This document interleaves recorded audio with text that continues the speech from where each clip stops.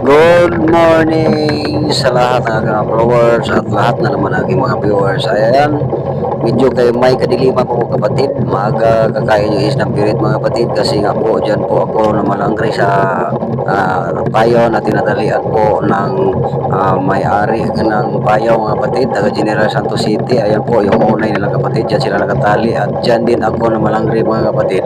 Mother boat ko po kapatid, 7.6 miles kapatid. Ayan, matamaan po ang nanay ko kapatid ng 170.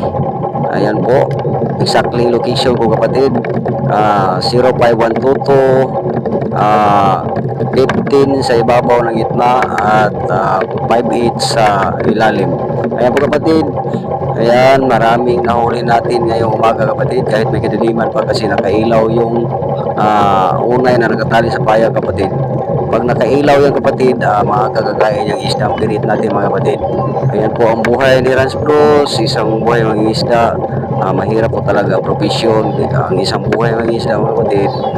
Kahit mahirap, masaya naman din tayo, at least ikasasaya rin ang ating pamilya mga kapatid. Ayan po, medyo nahirapan ako dyan kapatid kasi malon-alon.